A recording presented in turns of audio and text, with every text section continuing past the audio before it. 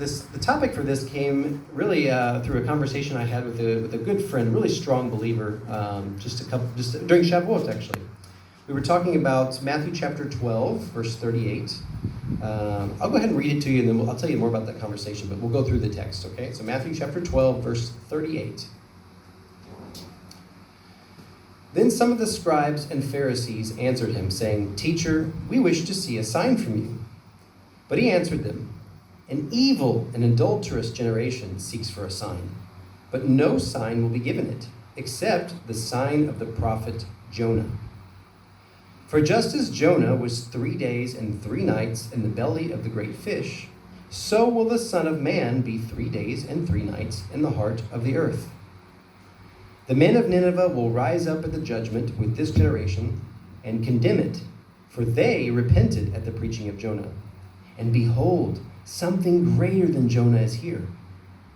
And the queen of the south will rise up at the judgment with this generation and condemn it, for she came from the ends of the earth to hear the wisdom of Solomon.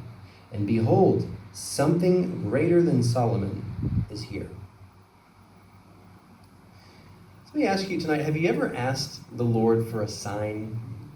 Asked him to reveal something to you? Maybe it was some sort of personal confirmation that he's there, that he hears you, or maybe some way that you asked him to help you. Has anybody ever asked the Lord? Raise your hand if you've ever asked the Lord, "Lord, show me a sign, show me something, show me that you're there, that you listen, that you hear me." Many of us have, yeah. I know I have. So I told you last time I was here about my grandfather, right, that in many ways led me to the Lord. Well, when he passed away when I was 13 or 14, after that, my family, we moved in the United States from where we were living to another state. So it was a pretty far move, 2.5 hours away.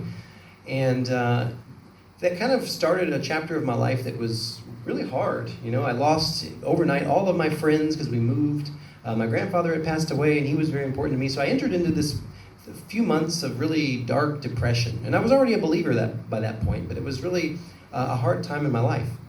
And I just remember after months of this, just not even really wanting to live, one morning I prayed to the Lord. I said, "Lord, you know I'm suffering. You know I need friends, Lord." I didn't have any friends at that point because we had moved. I said, "Lord, if you will give me friends, I promise you I will serve you the rest of my life." And here I am today. And because 2 weeks later, I promise you, maybe even a week later, I went to this summer camp that my parents signed me up for, and there I ran into some kids that I knew when I was younger that I hadn't seen in years, and they introduced me to their friends, and all of a sudden in a week I had dozens of friends, and the Lord just used that opportunity to show me, I see you, I know you, I know what you need, and I love you, and I care about you. And so in asking God for a sign from him, he answered it. Now, I wasn't thinking in that time what Jesus said, that we shouldn't put God to the test. I came to God in faith, right? I was young, but I believed he was real and that he loved me, that he was all powerful, but I needed something from him, right? Now, let's return now to this passage, thinking about this, right? Now I want to ask you, what was the way that I asked God for a sign? Was that, as Jesus says here, evil? Or was I part of as he says, adulterous generation for asking for a sign? What do you think? Did you say no?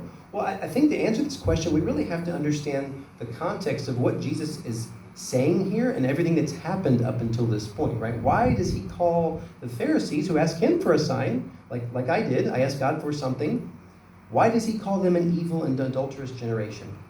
Well, let's go back and just look through really quickly some things that have happened in the book of Matthew already. So here we're in chapter 12.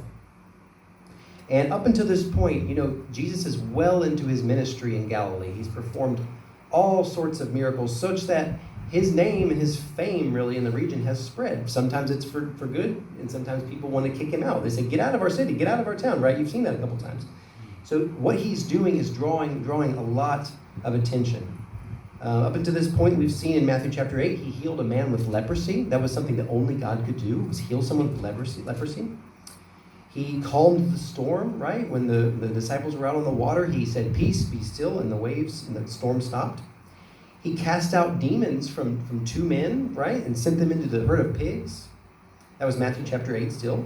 He healed a paralyzed man in Matthew chapter 9, which is, again, something only God could do.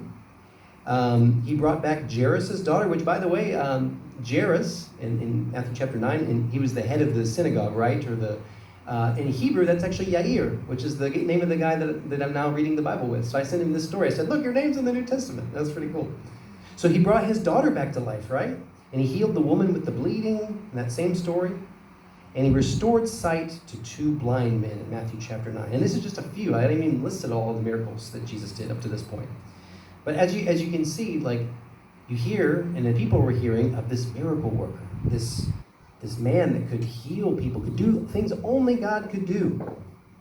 So with all of this news spreading, why are the scribes and the Pharisees coming to Jesus and asking him for a sign? And some scholars have pointed out here that in Greek, there's two different words here. We have a word in Greek for sign, which is what we have here. There's also a word that we see for miracle, right, or a mighty work. And they're not the same exactly. But what he says, the scholar says that the Pharisees were seeking something very specific, not just like a miracle or a healing like the other people had been seeking. They were looking for something very specific. They wanted Jesus to show them something that would prove to them that he was really sent by God, right? As if they didn't have enough already.